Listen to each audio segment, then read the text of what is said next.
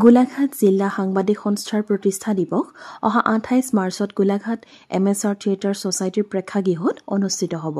প্ৰতিষ্ঠা দিৱসৰ লগত সংগতি ৰাখি ৰাজ্যিক ভিত্তিত 5টাকৈ বঁটা প্ৰদানৰ কথা ঘোষণা কৰিছে গোলাঘাট জিলা সাংবাদিক সন্থাই।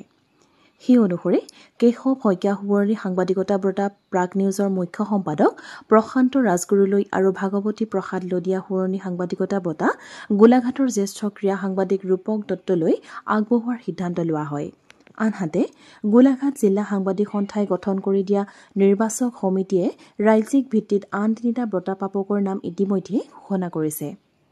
ইয়াৰ ভিতৰত NKTVৰ কলিয়াবৰৰ সাংবাদিক পংকজ শইকীয়ালৈ অমূল্য দত্ত সুৱৰ্ণী মফচলীয়া সাংবাদিকতা বঁটা, শিৱসাগৰৰ যুৱ সাংবাদিক কৌস্তভমণি কাকতিলৈ কৌস্তভমণি হাজৰিকা সুৱৰ্ণী যুৱ সাংবাদিকতা বঁটা আৰু শিৱসাগৰৰ জ্যেষ্ঠ সাংবাদিক ভৈৰৱ মুণ্ডালৈ অযোধ্যা প্ৰসাদ গোস্বামী সুৱৰ্ণী অনুসন্ধানমূলক সাংবাদিকতাৰ বঁটাৰ বাবে নিৰ্বাচক সমিতিয়ে বাছনি কৰাৰ কথা ঘোষণা কৰিছে।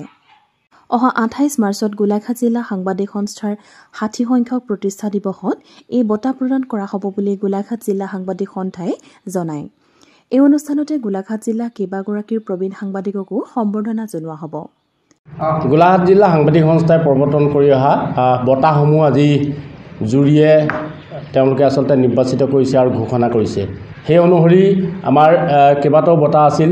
তাৰ ভিতৰত আছিলে আপোনাৰ অযোধ্যা প্ৰসাদ গোস্বামী সুৱৰ্ণী অনুসন্ধানমূলক সাংবাদিকতা বঁটা।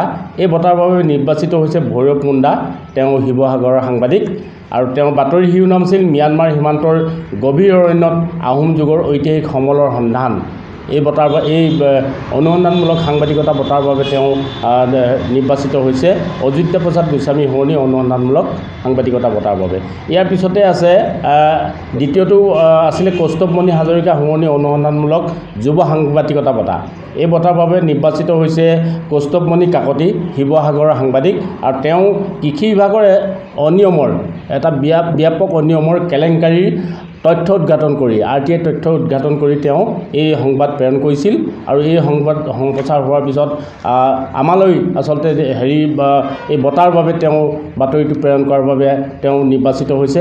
ইয়াৰ পিছতে আছে অমূল্য দত্ত সুৱৰ্ণী মফচলীয়া সাংবাদিকতা বঁটা। এই বঁটা আগবঢ়োৱা হৈছে পংকজ শইকীয়াক আৰু এই পংকজ শইকীয়া হৈ গ'ল কলিয়াবৰৰ সাংবাদিক আৰু তেওঁ গ্ৰিটিংছ কাৰ্ডৰ পৰিৱৰ্তে ডিজিটেল হ'ল শুভেচ্ছা বাণী। এই যি সংবাদ, এই অনুসন্ধানমূলক সংবাদ আৰু এটা সময়ৰ বা এটা যুগৰ পৰিৱৰ্তনৰ সম্পৰ্কত তেওঁ যি আচলতে বাতৰি পৰিৱেশন কৰিছে তাৰ বাবে জুৰিয়ে তেওঁক নিৰ্বাচন কৰিছে। ইয়াৰ পূৰ্বে গোলাঘাট জিলা সাংবাদিক সংস্থাই কেশৱ শইকীয়া সুৱৰ্ণী সাংবাদিকতা বঁটাৰ বাবে মনোনীত কৰিছে প্ৰশান্ত ৰাজগুৰু মুখ্য সম্পাদক প্ৰাগ নিউজ আৰু ভাগৱতী প্ৰসাদ লদিয়া সুৱৰ্ণী ক্ৰীড়া সাংবাদিকতা বঁটাৰ বাবে মনোনীত কৰা হয় ক্ৰীড়া সাংবাদিক ৰূপক দত্তক। এই বঁটাসমূহ আমি অহা 28 মাৰ্চৰ গোলাঘাট জিলা সাংবাদিক সংস্থাৰ 60 সংখ্যক প্ৰতিষ্ঠা দিৱসত গোলাঘাটৰ জিলা সাংবাদিক সংস্থাৰ মুখ্য কাৰ্যালয় আৰু MSR থিয়েটাৰ প্ৰেক্ষাগৃহত প্ৰদান কৰা হ'ব। ভাস্কৰ ৰাজগুৰুৰ ৰিপৰ্ট, দৃষ্টিকোণ।